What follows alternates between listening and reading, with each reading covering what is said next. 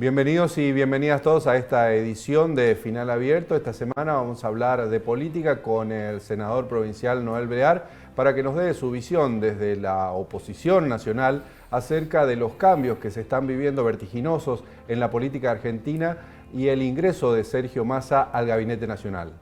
Además, esta semana hablamos también de cuestiones que rozan la política. Una es cuáles son las decisiones que se toman desde el Estado para intervenir ante casos de violencia escolar y cómo prevenirla. Y por otro lado, la lactancia materna, que cada vez hay más evidencia que tiene que ver con la salud pública y las políticas que se aplican en este sentido, y por eso también hablamos de esto. El senador provincial Pitín Aragón es uno de los referentes del Frente de Todos en la provincia de Corrientes. Uno de los temas centrales en esta semana en Final Abierto tiene que ver con Sergio Massa como el superministro en el gobierno de Alberto Fernández. Pitín Aragón nos da su opinión, qué es lo que piensa con respecto a Sergio Massa, y también nos habla de una interna del PJ en Corrientes que parece cada vez más lejos. Bienvenidos, bienvenidas, aquí comienza Final Abierto.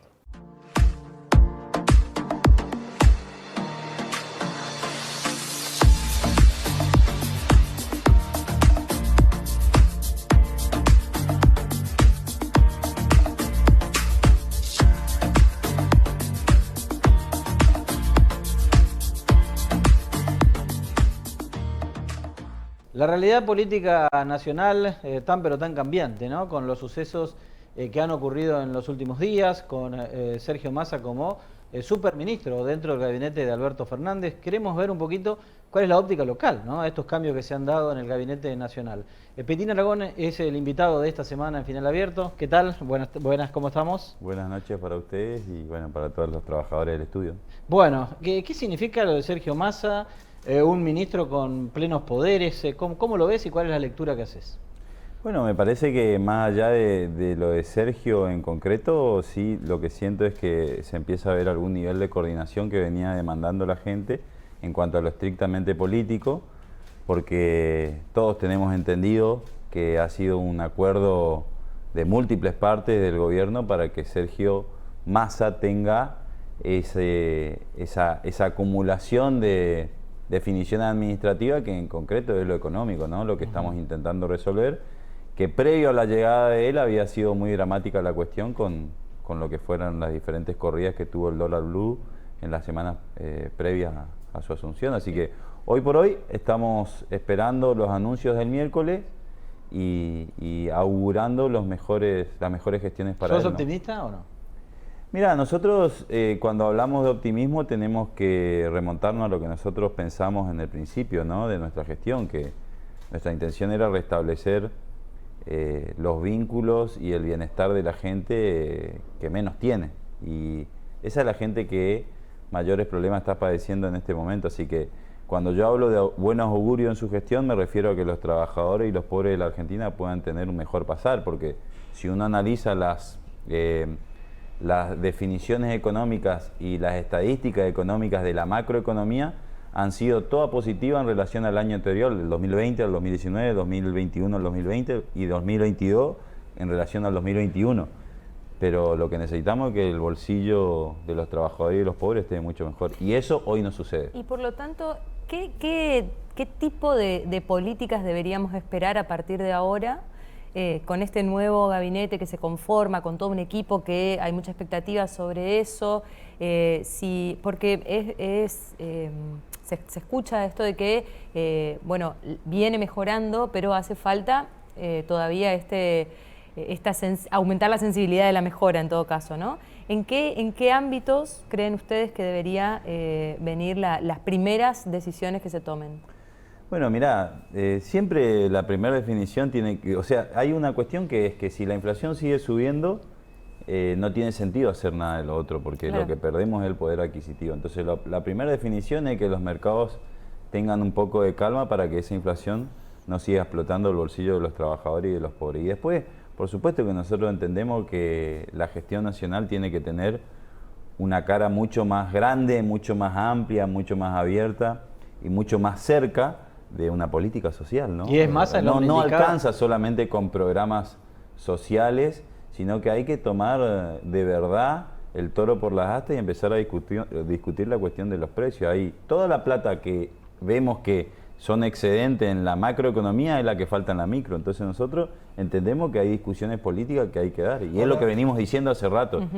Y tenemos fe de que Massa, haciendo uso de la buena relación con el establishment y con los mercados, y además con el apoyo político de todos los sectores del Frente de Todos, puede lograr esa síntesis. Ahora, Pitín, ¿qué pasó en 20 días? Porque ese apoyo aparentemente no estaba hace 20 días y ahora sí, y con toda la botonera en manos de Massa. Y lo que mencionás, que es amigo del establishment, y hay señales que ya se están dando en ese sentido, pero el establishment está pidiendo medidas que van más allá del control de precios. Bueno, el establishment ya tuvo algunas medidas concretas en los días previos a esta entrevista, ¿no? El dólar diferencial es una de esas medidas. Entonces, yo digo, el gobierno, para mí, esta es una visión de militante del Movimiento Nacional Justicialista. Hay que dejar de dar solamente señales al establishment y al mercado. Nosotros necesitamos restablecer y tener una conexión con los trabajadores y con la gente que menos tiene en la Argentina, que en concreto son los pobres. Y repito, un Potenciar Trabajo o cualquier otro programa social no alcanza, y mucho menos hoy en día. Entonces, la problemática que alguna vez escribió Cristina, de que hay trabajadores formales que están por debajo de la línea de la pobreza, es una realidad.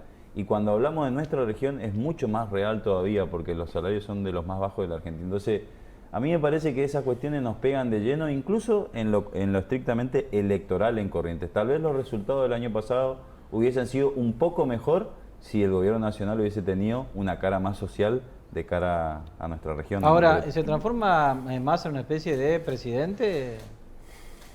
Y Sergio Massa siempre está en el tándem de aquellas personas que tienen grandes pretensiones, y especialmente la pretensión de conducir el país, y obviamente teniendo una buena gestión puede tener buenas aspiraciones y puede tener incluso una buena proyección. Pero también hay que decirlo, en el Frente de Todos nadie tiene la posibilidad de avanzar solo, digamos. Tenemos que avanzar todos juntos, porque enfrente está lo que nosotros creemos que es el proyecto de decadencia de la Argentina. Está ¿no? claro eso, pero ¿no crees que lo de Massa es también una bala de plata? Digamos que si le va bien, está todo bien, en principio se puede salvar el gobierno y puede tener alguna proyección, pero si le va mal, ¿qué pasa? Bueno, nosotros siempre tratamos de trabajar sobre la positiva, ¿no? Pero está claro que si le va mal, el gobierno no tiene grandes opciones hoy en día, ¿no? Tal vez esta acumulación de poderes de Sergio Massa en lo político y en lo administrativo en cuanto al Estado es una de las pocas balas que le está quedando al gobierno para resolver la cuestión económica. Pero, repito, yo creo que el nivel de consenso político que tuvo la definición va a permitir que los resultados sean buenos. Y en términos locales, hace algunos días estuvo reunido con Capitanich. ¿Cómo se podría ver, teniendo en cuenta esto que decías, que hay que pensar en cómo activar, digamos, en los trabajadores, en las personas que hoy no alcanzan a la línea de pobreza, y dejar de mirar un poco al establishment? En términos locales, ¿cuáles serían esas políticas que deberían aplicar? Ustedes el año pasado hicieron una autocrítica después de las elecciones que dijeron nos faltó tiempo para que llegue más la política nacional, o para que demos a conocer lo que ya estaba sucediendo. Ahora, ¿en qué instancia está todo eso? Bueno, mirá, yo sigo pensando que en términos locales la deficiencia del gobierno provincial es tener una mirada hacia la producción primaria y de la mano de obra intensiva. Esto lo he dicho en numeradas entrevistas que he tenido incluso con ustedes. Me parece que esa es una de las grandes apuestas que tiene que tener un gobierno de la provincia, y está en tiempo Gustavo Valdés de poder hacerlo, pero no hay una definición política en relación a eso. Pero también tengo que decirlo, y nobleza obliga, de que el gobierno nacional tampoco ha tenido grandes políticas para ese sector, para los pequeños y medianos Convengamos que las economías regionales en todo el país en realidad están en caída, ¿no? Y incluso con la divisa, con el cambio como está. Entonces yo sigo sintiendo que tenemos hasta hoy una deficiencia muy grande en política hacia esos pequeños sectores, pero que implican mucho en términos de impacto económico local. Y cuando el otro día nos reuníamos con Coqui, hablábamos un poco, ¿no?, de la necesidad de discutir desde la región del Nordeste políticas para nuestros sectores, que evidentemente en la discusión política, en el fragor de la discusión interna del Frente de Todos, se ha perdido de vista un montón de objetivos que sí tuvimos durante la campaña electoral del 2019 y que de alguna manera Cristina es la única que ha visibilizado durante todo este tiempo esas falencias que hemos tenido, ¿no? Pero ¿y qué pasa? Porque esta realidad también excede al NEA, incluso es una realidad de todo el norte, digamos, y esa conformación política donde están 10 gobernadores, el Norte Grande, etcétera, no puede avanzar para cristalizar los proyectos que están ahí, como por ejemplo, bueno, fíjate ahora, incluso con la segmentación energética, ahí ya se pierde un objetivo de máxima, que era tener una tarifa diferenciada para toda la región, como tiene el sur. El tema de, bueno, el manejo del río, de la hidrovía, es decir, temas que son puntuales, que afectan a toda la región, más grande, no se pueden resolucionar como lo haríamos en una región más chica, como el NEA. Bueno, mirá, primero... Con un poder político también más chico, ¿no? Primero tengo que decirte, nosotros, yo podría bien responderte no, porque el macrismo del 2015 al 2019, lo cual es cierto. Pero nosotros no podemos ser autocompasivos con nosotros mismos. Nosotros le propusimos a la gente una Argentina y una región del Nordeste en crecimiento, pujante y con pleno empleo y bueno, extirpando algunas de las cuestiones sociales de que el macrismo había propuesto, ¿no? Como que la pobreza era una cuestión estructural. Yo soy sincero en esto y creo que la fuerza política que nosotros tenemos tiene la capacidad, si se organiza y se ordena, de resolver toda esta cuestión. Y de hecho, esto de lo que vos decís del Norte Grande es uno de los intentos de los gobernadores por poner en discusión las grandes deficiencias que tiene nuestra región. Por ahí lamento el poco nivel de consenso que se ha tenido en los últimos meses entre gobernadores radicales y peronistas para avanzar en esa agenda. Después es cierto que las condiciones en las que se encuentra el país en términos económicos y de pérdida de soberanía política a partir de la pérdida de independencia económica hace que no podamos tomar decisiones como la que vos planteás de una tarifa energética diferencial para el Nordeste y especialmente para Corrientes que produce energía eléctrica.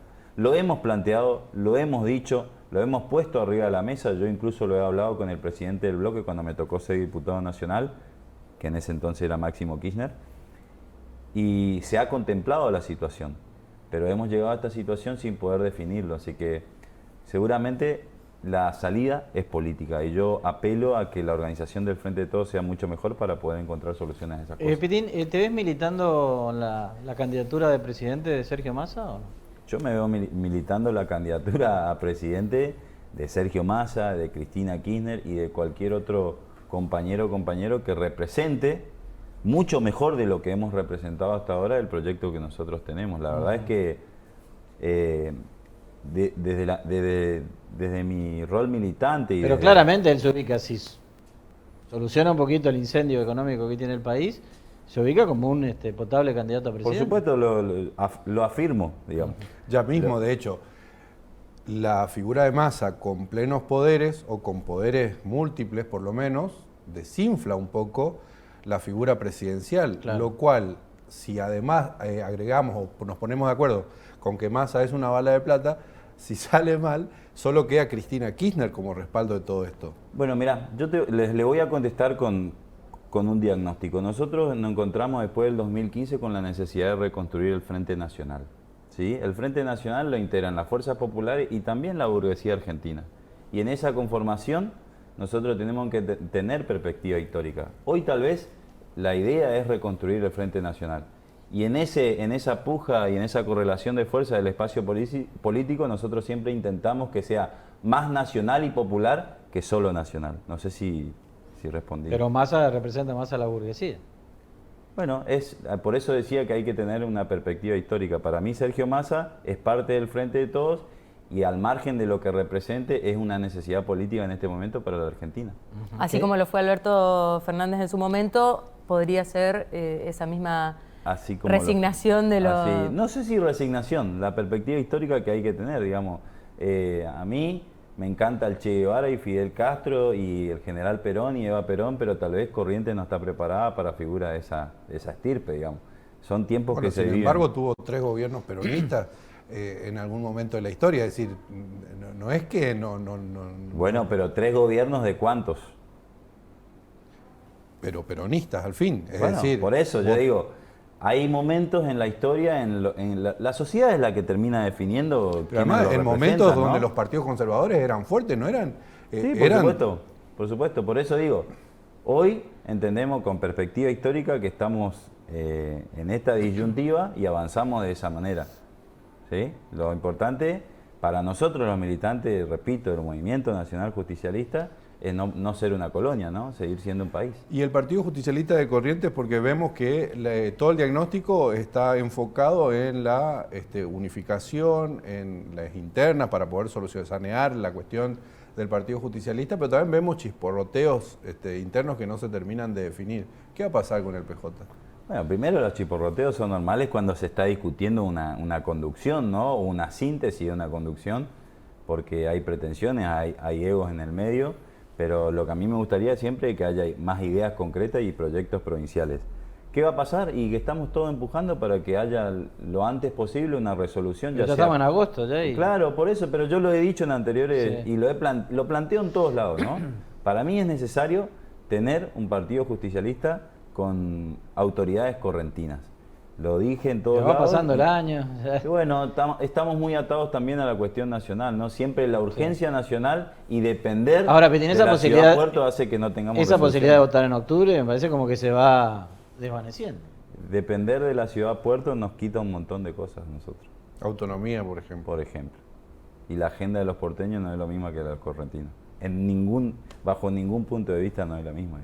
¿Ha podido plantearle a Zabaleta esta cuestión o no? Sí, por supuesto, y Zabaleta asiente y está de acuerdo conmigo, pero obviamente en su agenda en el Ministerio de Desarrollo Social, lo cual lo entiendo, le es muy difícil, ¿no? O sea que hoy estás con menos expectativa de que se vote antes de fin de año. Hoy somos todos los militantes justicialistas correntinos pidiendo que haya interna lo antes posible, pero muchas veces no encontramos el eco. O sea, ¿no son escuchados? En el Partido Justicialista a nivel nacional.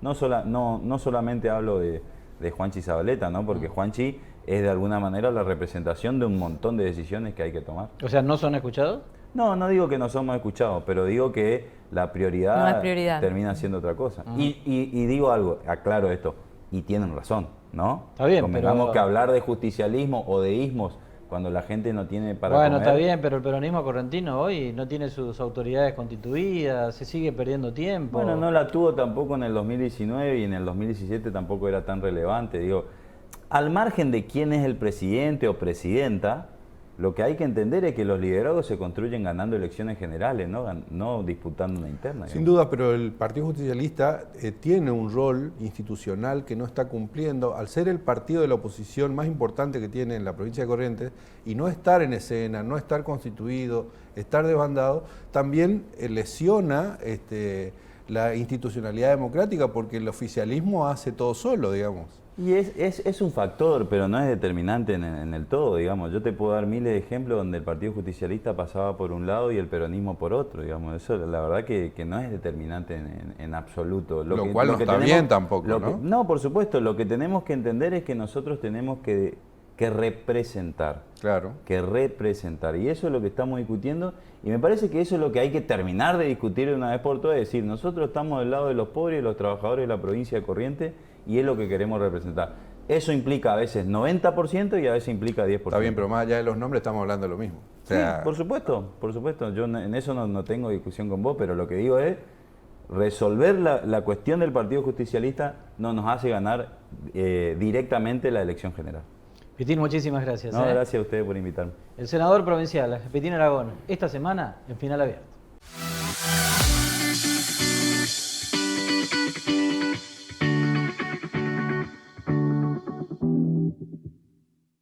En el primer cuatrimestre del año, en varias oportunidades volvió a la agenda de noticias y a las discusiones en la opinión pública la cuestión de la violencia en las escuelas.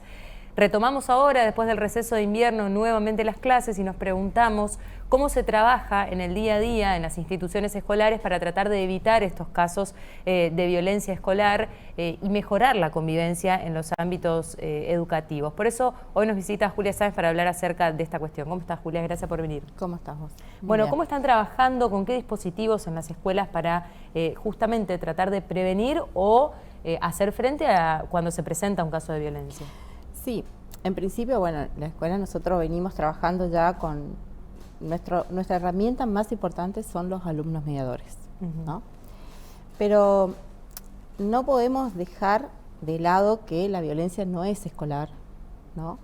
Hoy los chicos son expertos en el uso de las redes, entonces ya traspasa el ámbito escolar, ¿no? Porque antes a lo mejor esto se daba naturalmente en el colegio y esto del acoso, del bullying, siempre yo trato de explicarlo, que tiene que haber como que espectadores, no es que claro, que se da uno a uno, ¿no? Porque esto que pegaste es normal que suceda a veces, pero cuando hay espectadores y que habilitan esto, entonces sí empezamos a hablar, y que es de manera asidua, entonces sí empezamos a hablar de bullying o acoso escolar. Esto ya no es que pasa en el colegio, o ahora ya pasa en las redes 24/7, es decir, por WhatsApp, lo ignoro en el WhatsApp, lo saco del WhatsApp, armo un Facebook, hago un Instagram, a veces con un nombre extra, sí, ¿no? Y empiezo a molestar. Y ahí es donde a nosotros adultos nos excede, porque ¿cómo limitamos eso? ¿Cómo manejamos? ¿Cómo controlamos? Y no es fácil. Estamos realmente en una situación que nos preocupa y nos tiene que ocupar a todos. No solamente, y ya te dejo, no solamente en el ámbito escolar, sino que también esto es un trabajo y una responsabilidad de la sociedad, ¿no? de la sociedad, de los padres. Entonces ahí todos nosotros somos padres. Ahora también es cierto, Julia, que durante mucho tiempo, y no solo por el caso de la violencia, perdón, Pepe, que escuela y padres se tiraban las culpas de un montón de cosas, ¿no? O sea, e incluso que la escuela muchas veces costó reconocer. Es cierto que hoy es 24/7, que la violencia trasciende las puertas y las paredes de la escuela.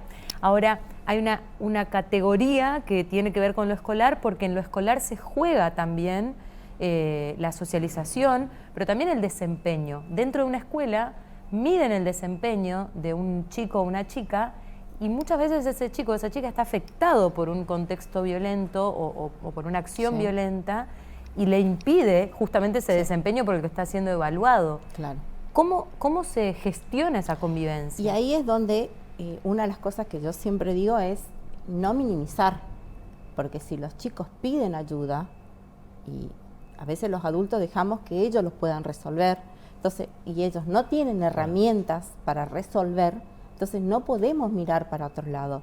Tenemos que hacer causa, y si no sé, bueno, pedir ayuda. Porque por ahí si miramos a otro lado llegamos tarde también. Claro que sí, porque ahí sucede otras cosas que a veces, otras situaciones que a veces ya no las podemos. Tratando de entender lo que nos está diciendo, hay una cuestión que es esa categoría que nosotros tenemos como general, que es la violencia escolar, por un lado, lo que sucede adentro de un establecimiento. Lo que usted dice es que ahora, además, ese nivel de expectación o de espectadores que genera eso traspasa, porque no solamente ocurre ahí, sino que además de eso se da la violencia que de la escuela que se pueda ver a través de las redes sociales, pero lo que nos está diciendo también de que hay violencia que es nativa de las redes sociales y que involucra a comunidad escolar, digamos, a los chicos, a las chicas, etcétera. Y bueno, ¿y cómo operamos ahí? Porque el contexto es bastante complejo, es muy difícil, y seguramente ustedes tienen también herramientas que son limitadas para eso. Claro. Acuérdate que la escuela no puede dejar de ser una caja de resonancia, así que sí o sí nosotros tenemos que seguir formando. 2 años de pandemia, nos quedamos sin alumnos mediadores o sin alumnos preventores. Estamos como volviendo a retomar, con la suerte que tenemos experiencia, ¿no? Porque esto sucedía antes, a lo mejor no con este grado, pero sucedía. Entonces, ahora estamos volviendo a capacitados. Los hechos nosotros de tenemos violencia. Nosotros tenemos números muy nuestros de la dirección, de los cuales hemos bajado muchísimo. Por eso te digo, los alumnos mediadores para nosotros fue un elemento muy importante, porque la comunicación entre pares es otra, Es más directa, es más más directa, sincera. ellos se pueden anticipar a un caso, a una situación. Entonces, la verdad, esos son los que más nos ayudan. ¿Cuántos Entonces, alumnos mediadores a ver, tienen? tampoco podemos decir en medio año pudimos ir a toda la provincia de Claro. Corrientes, ¿no? Es un equipo. Entonces, esto es algo que lo tenemos que hacer entre todos. ¿Quiénes son esos alumnos mediadores? Perdón. Sí, son chicos que tienen ganas, ¿no? Que tienen una buena predisposición, que lo toman con una muy buena responsabilidad en su rol, son capacitados, también son acompañados por un docente que también es formado y la verdad le das herramientas. ¿Cómo se los recluta? ¿Ustedes llaman, hacen convocatorias abiertas? abiertas? Nosotros hacemos convocatoria abierta, esto la escuela lo elige, la escuela, los docentes, el rector, ellos saben quiénes son los que tienen el perfil, por ahí es como que se da, se llama convocatoria y los docentes dicen quién quiere participar, porque la capacitación es en contraturno, entonces por eso tienen que tener como ganas de hacerlos. ¿Ya son muchos, Julia, o no? Sí, la verdad, venimos en esto, ahora nosotros tuvimos que hacer como poner en primera y avanzar. Aparte es una figura interesantísima, ¿no? Nosotros tenemos el Centro de Mediación Escolar acá, está creado por ley y lo venimos trabajando hace muchísimo. También están los acuerdos escolares de convivencia, donde eso también se tiene que, hoy, por ejemplo, quedó obsoleto, porque esto que sucede con el tema de las redes no está escrito en los acuerdos escolares, porque antes se daba dentro del colegio. Ahora también lo tenemos que trabajar desde este lugar. Entonces, fíjate como que tenemos que correr con todas las nuevas problemáticas que nos vamos encontrando y a veces nosotros, los adultos, como que vamos siempre atrás, ¿viste? Vamos a suponer que detectan un caso, tiene nombre y apellido, hay un chico ahí que tiene problemas. ¿Cómo encausan esa situación? Nosotros lo primero que hacemos es convocar a los padres, siempre. Acá hay una responsabilidad mutua.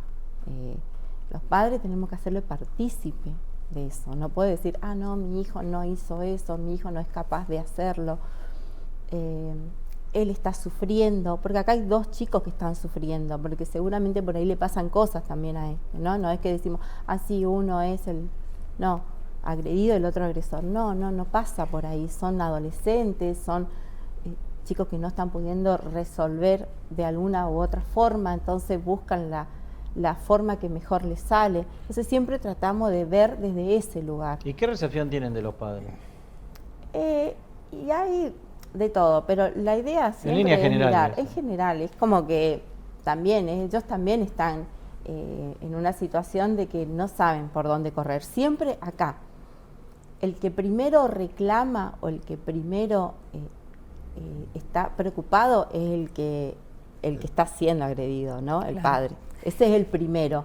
Y de ahí se los llama y uno tiene una mirada diferente. Eso es lo que hacemos desde la dirección. Siempre tener una mirada diferente. No podemos acusar a alguien, sino que mirar desde Ahora, vos decías recién, estamos corriendo detrás del problema. ¿Por qué se corre detrás? Nosotros. ¿Cómo se vuelvo a la pregunta inicial, cómo trabajar y desde qué edades trabajar para que no lleguemos a esa instancia en la que un chico o una chica se siente hostigado, y no solo en la secundaria, también lo vemos en la primaria, con infinidades de situaciones, ¿no? Y eso, ¿en qué momento? Mira, tanto los valores como las herramientas somos nosotros los padres los que le damos a nuestros hijos. La seguridad misma, su autoestima, su mejor autoestima, somos nosotros los padres. Que vos le digas que él puede, que él es capaz. Entonces, cuando algo lo atacan, no le va a afectar de la manera que le afecta a estos chicos, ¿no? Entonces, no podemos dejar todo que es responsabilidad del colegio. Pero sí, ¿por qué vamos atrás? Porque tenemos que empezar desde más chicos. Fíjate que nosotros ya trabajamos los acuerdos escolares de convivencia hace 2 años con primaria. Cuando vos decís, ¿por qué tengo que poner un acuerdo escolar si los chicos son manejables? Pero la interdisciplina, porque ahí Gaby decía hoy, porque también sucede y a nosotros nos afecta porque somos la provincia que somos, que hay también los entornos familiares muchas veces son violentos o son... Entonces, ¿cómo trabajar ahí, no? Porque sí con el chico, pero si el entorno es violento, Sí. ahí tenemos otro problema. Y sí, esto es siempre sucede esto, ¿no? Cuando uno convoca a los padres, siempre vienen los padres que se portan con los chicos que menos necesitan. Pero bueno, Los que más hay que necesitan no insistir. van. Y a veces sucede eso, pero bueno, la idea es que seguir convocando, y uno siempre dice esto puede ser efecto dominó. La situación económica que hoy sucede no puede no impactar en la Claro. familia también, ¿no? El estrés, la falta de control, la falta de atención, la falta de contención. Los padres cada vez tienen que trabajar más y ¿qué se van a ocupar? Si se tienen que ocupar de que tienen que encima recuperar el tiempo perdido en lo pedagógico, ¿no? Claro. Y entonces, esto va quedando, por esto va quedando como en segundo, y Claro. esto es prioritario también hoy, porque la verdad nosotros somos emociones todos los días, a la toma de decisión somos emociones, entonces tenemos que trabajar sobre eso también. La última, por lo menos de mi parte, ¿qué herramientas brinda la educación sexual integral para trabajar en el proyecto de vida y tratar de fortalecer a esos Sí. jóvenes, a esos chicos y a esas chicas para poder ser estas personas con más herramientas que puedan enfrentarse a las situaciones Sí. de agresión? Una de los temas para nosotros fundamentales es la no discriminación, es aceptar al otro, ¿no? El respeto por el otro. Esa es la ESI trabaja desde ese lugar, la no violencia, la violencia en el noviazgo, hay cosas que están naturalizadas y que tenemos que no naturalizarlas. Bueno, son un montón de temas que atraviesa desde el jardín hasta el terciario. ¿Y por qué cuesta tanto la implementación entonces si estamos de acuerdo en que es la herramienta para generar esa sociedad que se aleje del estigma, de la discriminación? Yo te digo que acá no solamente tiene que ver con que a veces uno tiene miedo de tocar temas que uno no esté preparado, ¿no? Así el docente esté preparado y esté capacitado, es como que todavía están esos miedos de no... Bueno, pero pasaron 15 años de la aprobación de la ley de la ESI, ¿no? Pero Se bueno, podrían haber preparado. sí. Lo No, mismo no pasaba están con la cuestión preparados, tecnológica pero y la no tiene que pandemia ver, hizo que se implemente No, inmediatamente. No tiene que ver con los docentes, ¿eh? Yo he tenido notas de papás que no permiten. autorizaban a que se dé ESI en las escuelas. Claro. Así que no tiene que ver solamente. Entonces, a ver, hagamos también un mea culpa. Y una de las cosas que siempre le digo a los docentes, si un papá se preocupa y quiere saber qué le van a dar a mi hijo, que venga y vean el material. Claro. Que lo manipulen, que lo revisen, que den un taller con ellos. De hecho, hay material para Hay las familias, material, ¿no? hay material muchísimo. Nosotros hemos hecho en pandemia láminas que eran, hasta en guaraní están, porque tenemos muchas escuelas que hablan en guaraní. Y entonces, es que es propio de nuestra jurisdicción que lo hicimos nosotros, así que para nosotros la ESI es fundamental seguir implementándola. Julia, muchas gracias. Gracias a ustedes. Estuvimos hablando con Julia Sáenz, la directora del DICEPA, para pensar la violencia en el ámbito escolar, pero también cómo trasciende la institución educativa.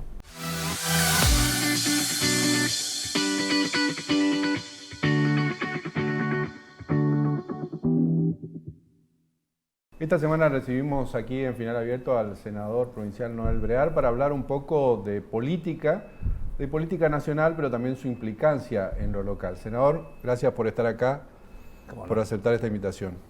¿Cómo está viendo el escenario nacional con estos cambios de vértigo que se fueron dando en el gobierno en los últimos días? Bueno, tenemos que decir rápidamente que, lo decíamos, estamos en una agonía, estamos en un camino sin salida. Se tildó la máquina, dirían los chicos, se bloqueó el sistema.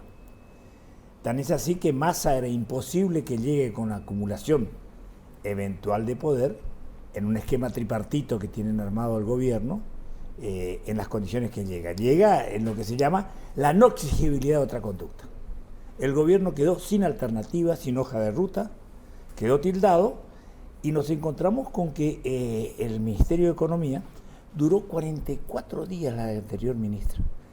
Fue a Estados Unidos sin plan, volvió sin plan, tuvieron que cambiar el ministro. No entendí nunca qué pasó con esa ministra y con esa actitud del presidente de la República y con la vicepresidenta.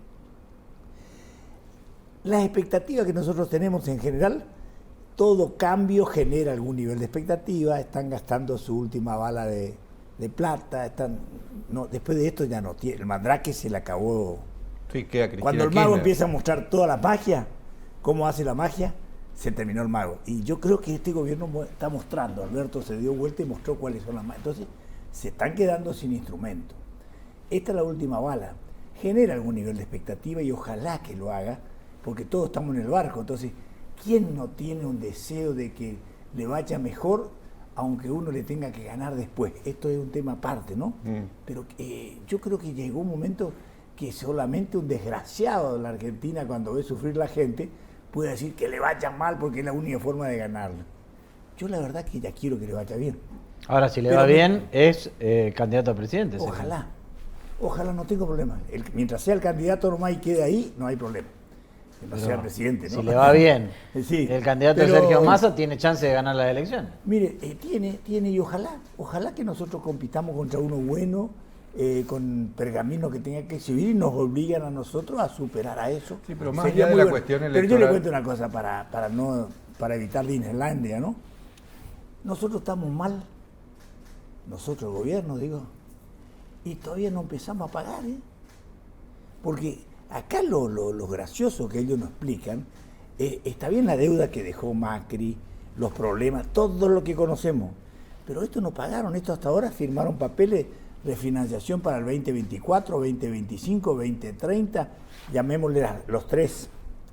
Uno es los bonos privados que se firmaron en la prórroga, el Club de París que todavía está en estado gaseoso, que no se arregló, que Kicillof arregló muy mal y que hay que arreglar ahora, y el Fondo Monetario. Son tres instrumentos que no pagamos y estamos mal no pagando.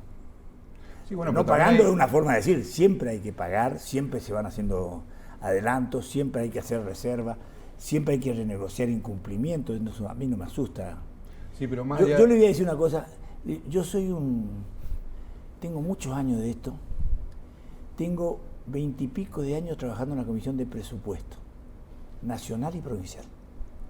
Digo, fui vocero de las quitas de deuda en la Argentina en el tema Labaña y Kirchner, vocero de la oposición, donde apoyamos la quita, ¿no?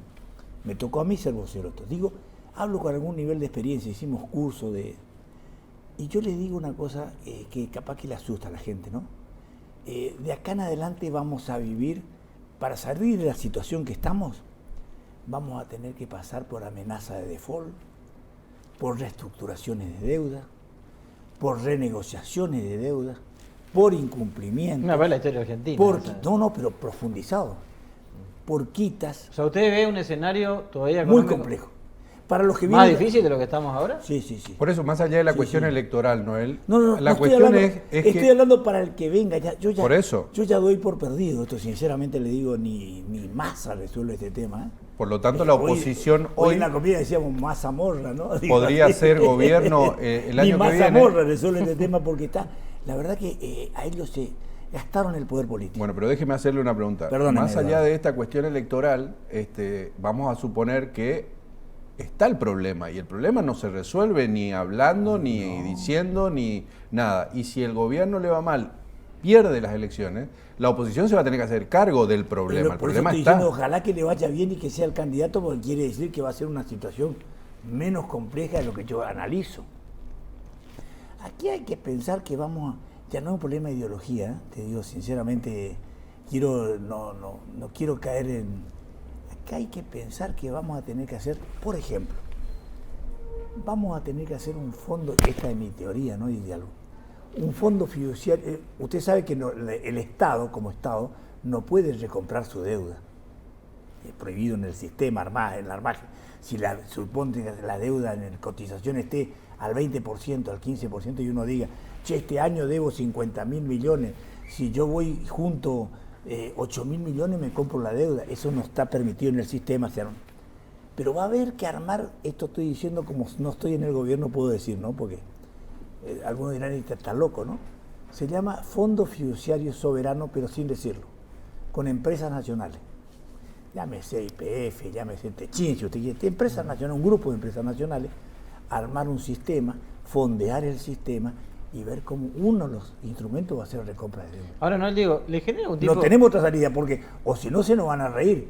Usted sabe lo que significa que las empresas extranjeras y algunas empresas grandes nos empiecen a copar la deuda al 10%, Claro. al 15%. Ahora, no, está bien, digo, sería demencial. Y después tenemos que pagarla al 100 más los intereses. Pero digo, ¿cómo se planta hoy la oposición, digo, a nivel nacional, ¿no? Porque usted dice, bueno, yo espero que le vaya bien, pero bueno, si a Massa le va bien, insisto con esto, Massa puede ser el... Pero irle bien a Massa, yo no quiero ser un agorero, irle bien a Massa es que la inflación en vez del 80 sea el 60.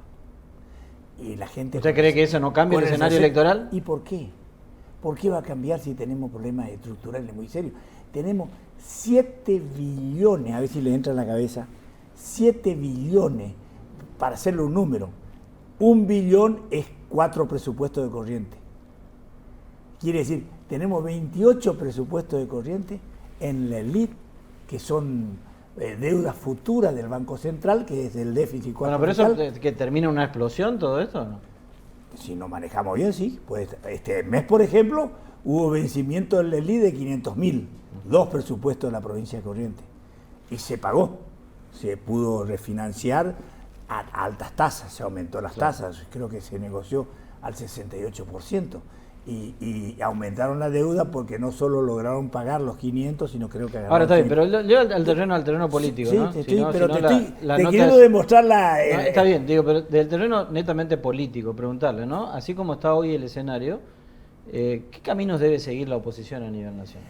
Mira, en primer lugar la oposición debe, en mi humilde opinión, debe seguir, la oposición no, Juntos para Cambio. Digo porque la oposición es múltiple. Sí, sí, está bien. Más múltiple que Juntos Sí, la oposición con más posibilidades de éxito. Digo porque yo no puedo hablar por mi ley ni puedo hablar por la izquierda. Hablemos, digo para que sea claro. La oposición tiene que armar un proyecto común, racional, creíble, flexible porque el escenario va a cambiar, pero donde el Estado y el mercado tienen que jugar un ¿Pero rol. están en eso o no? Yo creo que están trabajando, pero no le están encontrando todavía la vuelta. Yo siempre vengo diciendo, sí, sí. Primero dejen de jorobar con candidatura, vamos al proyecto, definamos el proyecto, entonces un montón de gente ya se abre. No le están encontrando la vuelta porque no se ponen de acuerdo todavía ni siquiera cosas, para hablar no nos ponemos de acuerdo, una. Y otra, la situación excede lo racional, porque estamos hablando de ¿usted se acuerda de los 8.900 incendios que tuvimos en enero? Excedía la tecnología norteamericana y europea si queríamos pagar el juego corriente, no había, ahora estuve haciendo unos cursos y charlando, hay un momento que el fuego excede, no se paga ni con fuego, ni quitando oxígeno. Bueno, acá la situación económica argentina es de alta gravedad. No puedo hablar yo que con nivel de responsabilidad decir, porque no es que vengo a desesperar a la gente, pero la verdad que la gente está desesperada de por sí, porque el bolsillo le indica, el supermercado le dice, el aumento de la luz, el guachazo que viene a la luz ahora, no es un tema menor. Y le digo más, todavía hay subsidios, ¿usted me entiende? Entonces, esto no es aumento, sino están quitando subsidios para que no haya déficit. Pero que no haya déficit, parece que el sistema es que hay que quitarle en forma directa al bolsillo. Por eso yo veo que Massa está queriendo venir con adelantos de impuestos a las ganancias, negociaciones con el campo, está queriendo ver cómo saca plata en forma directa con los sectores. O sea, casi un presidente en funciones. Entonces, sí, pero lo que está queriendo... Ahora, ¿lo ve a Massa casi como un presidente en funciones ya, con una figura presidencial desdibujada? No. A ver, Massa está por entrar a la silla eléctrica, digo, no.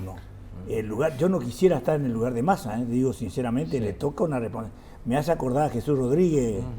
Bueno, muchos hacen esa similitud, ¿no? Por eso digo, porque cuando los resortes, cuando los botones ahora, ¿por qué él querría ir a la silla eléctrica? Porque la ambición. ¿Solo por eso no ve ninguna...? No. La ambición. Y a veces uno cree que puede resolver.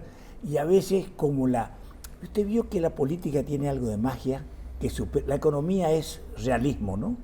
Y la política también es una parte, es magia, arte y ciencia, pero supera lo científico, porque a veces el arte Y ahí en esa etapa del artista entra esa etapa de que uno cree que puede resolver un montón de cosas.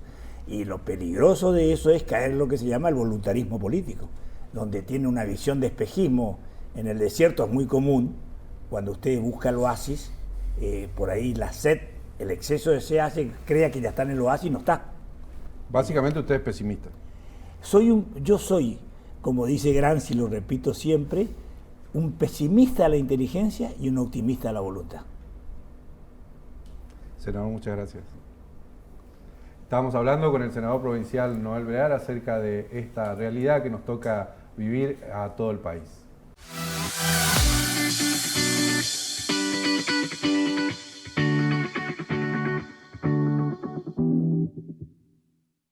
En la Semana Mundial de la Lactancia Materna vamos a hablar hoy acerca de este tema que a lo largo de los años tuvo buenas publicidades, malas publicidades, si es bueno, si es malo. Hoy la ciencia nos ayuda a saber algunas cuestiones y también hay muchas personas preparadas para acompañar a las mujeres en este proceso de dar de mamar. Por eso hoy nos acompaña Cecilia Barrios Méndez para hablar acerca de esto. ¿Cómo estás, Ceci? Gracias por venir. Muchas gracias, Gaby. Bien.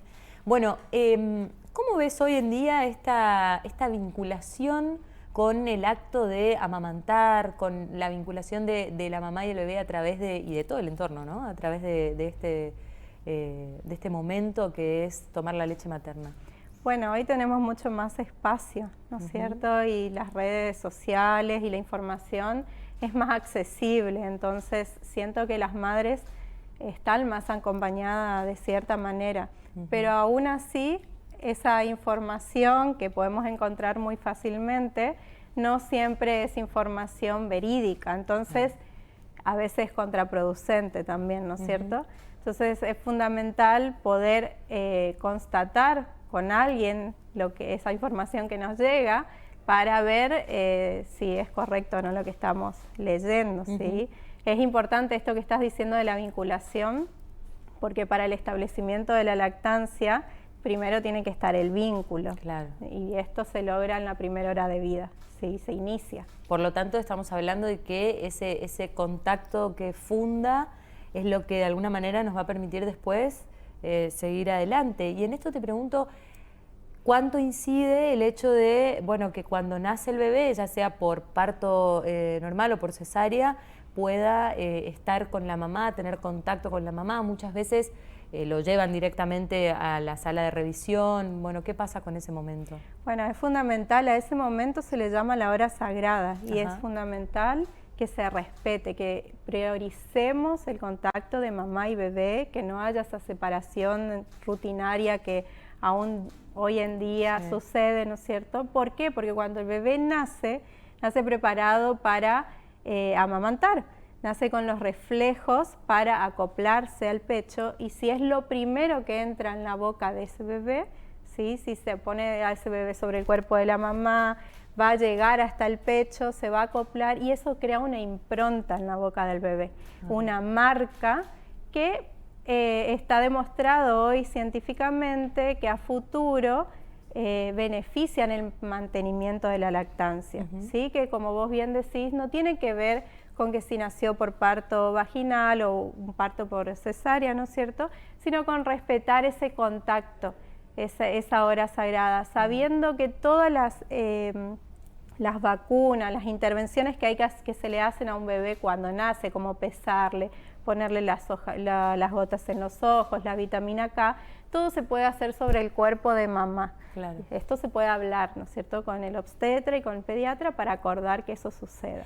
¿Cuáles son los mitos que te encontrás más habitualmente con las mujeres que te contactan o en general y que funcionan como barreras para poder tener llevar adelante una lactancia materna exitosa, digamos? Y bueno, una es, por ejemplo, que si no fue amamantada o si su abuela no amamantó, como esta cadena, de que si alguien en la familia no amamantó, ella tampoco va a poder producir leche.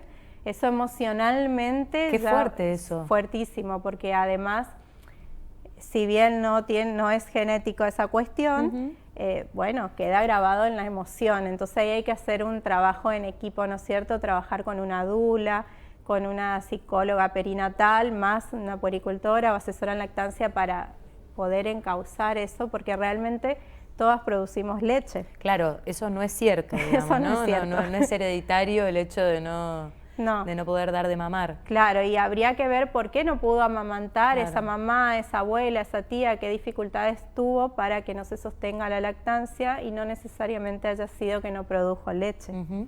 ¿Qué pasa con esta idea de el bebé no se llena con la leche? Entonces, bueno, le agrego leche de fórmula. Bueno, esto es desinformación. Cuando un bebé nace, es tan pequeñito su estómago, tan pequeñito, necesita tomar por toma, que dura más o menos 20, 30 minutos, a veces más, a veces menos, 5 mililitros de leche. Entonces, ¿qué pasa? 5 mililitros es una cucharita, nada, son gotitas. Y necesita estar frecuentemente. Entonces, no es que el bebé no se llena o que la leche materna no le llena, sino que por cuestiones fisiológicas ese bebé necesita practicar la succión y necesita llenar y vaciar ese estómago, y no es que no se llena, sino que vuelve a tener hambre. Claro. Entonces, o sea que esas 3 horas de tiempo entre una y otra, entre un amamantamiento y el otro, en realidad no es tal cosa. No es tal cosa y es contraproducente, porque la lactancia debería ser a demanda. ¿Qué quiere decir a demanda? Cada vez que bebé necesita, cada vez que mamá le ofrece. Y es importante mencionar que si un bebé está comiendo menos de 12 veces en la teta, 12 veces en 24 horas, quiere decir que está comiendo muy poquito. ¿Un bebé de menos de 6 meses? Un bebé de menos de un mes, ¿sí? Sobre todo el primer mes de vida hay que apuntar a que un bebé tiene que hacer entre 12, 16, a veces más tomas, nunca es mucho, siempre hay que estar atento a que no sea poco. Entonces, claro, a veces con el cansancio, el puerperio que nos trae tanto, ¿no es cierto? Y tenemos a un bebé que está en la teta mucho tiempo. Y eso preocupa al entorno. Entonces, bueno, vamos a dar una mamadera y esa mamadera no son 5 mililitros, sino que ya son 30 y ahí empieza este círculo vicioso. Mirá qué hambre tenía que se llenó y durmió tantas horas. Y claro, por ejemplo, ¿cómo no se va a dormir? Imagínate si nos comemos un banquete y nos quedamos súper llenos, nada, nos da sueño y cuesta despertar. ¿Cómo se conjuga la idea de un proceso de vinculación a través de la lactancia y el ritmo de vida que llevamos las mujeres hoy, en las que asumimos las tareas de cuidado, el trabajo fuera de casa, nuestro desarrollo personal? ¿Qué hay? ¿Cómo se hace?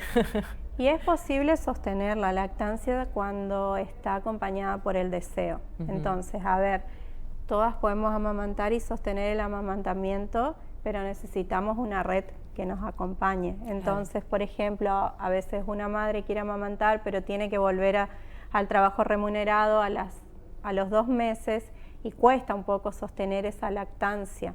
Pero cuando está acompañada por el deseo, cuando hay un entorno que acompaña, ¿qué sería el entorno? La pareja. Si va a guardería el bebé, la guardería va a acompañar y va a administrar esa leche que mamá deja, o si la abuela va a cuidar y va a acompañar esa decisión de mamá, es posible que igual la lactancia se sostenga.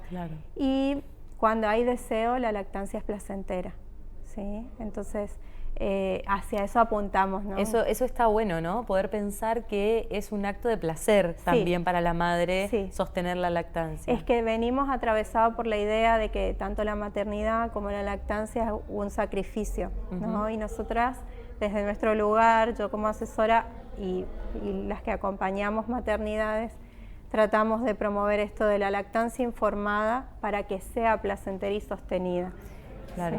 Sí, ¿qué tenés ahí? Tengo, bueno, esto ocupo en los asesoramientos, en los talleres, para mostrar el acople, cómo debe ser el acople para que no duela, porque ese es otro mito de la lactancia, que debe doler, que se te tienen que formar. Agrietar, que te va a sangrar. Bueno, entonces esto utilizo para mostrar con algún muñeco cómo debe ser la prendida.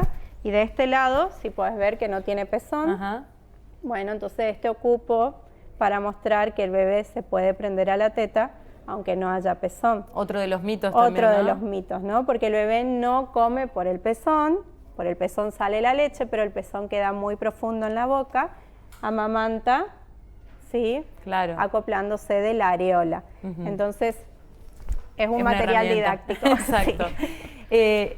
Por último, ¿cuál es la incidencia en la sociedad de que más bebés y más madres tengan ese vínculo de lactancia en los primeros meses o años de vida?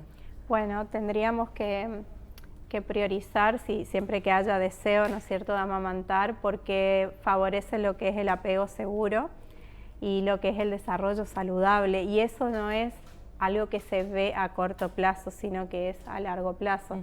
Y hablando ya de una cuestión a nivel ecológico, la lactancia materna no deja ningún tipo de residuos, así que eso también hay que tener en cuenta. Todo lo que sea satisfacer las necesidades de un bebé, de un niño, una niña, entre los primeros 3 años de vida, que está en pleno desarrollo aún, es una impronta que queda para toda la vida. Es una persona que se va a desarrollar en seguridad. Contrario a lo que solemos escuchar, ¿no? No le des todo lo que necesita. Estamos hablando de necesidades básicas, fisiológicas, ¿no es cierto? Entonces, la lactancia materna cumple, aparte del rol de alimentar, nutrir físicamente, también alimentar esa emoción. Provee calma, estabilidad, seguridad, confianza, y eso queda para toda la vida. ¿Qué recomendás a las mujeres cuando, sobre todo por ahí primerizas, o que tal vez no hayan tenido una primera experiencia placentera con la lactancia? ¿Cómo empezar a prepararse o cuándo? ¿Desde qué momento del embarazo o cuándo? Bueno, si tiene la posibilidad de encontrarse con otras mujeres que hayan amamantado y que sigan amamantando, eso suma muchísimo, escuchar a otras mamás. Después buscar a alguien que esté especializado en lactancia, que le pueda compartir y que puedan resolver qué sucedió, por qué no se pudo, en caso de que no haya podido. Y si está embarazada, podría ir a algún taller, a algún curso que se le dice de preparación, ¿no es cierto? Pero para acceder a información que esté basada en la evidencia científica y para adquirir herramientas para conectarse con su cuerpo. A ver qué podemos hacer, porque los pezones ya están preparados, pero qué podemos hacer nosotros para conectar con mi cuerpo, cómo me miro, cómo me toco, cómo ofrezco la teta a mi bebé, cómo sostengo a mi bebé para ofrecerle. Todo eso podemos hacer durante la gestación. Entonces, cuando nace bebé, me va a salir más naturalmente. Sí. Muchísimas gracias por haber venido. Bueno, muchas gracias, Gaby, a ustedes. Estuvimos hablando acerca de la lactancia materna, que hoy sabemos no solo los beneficios para la salud del bebé y de la mamá, sino también lo que significa para el entorno cercano, pero también para pensar mejores sociedades.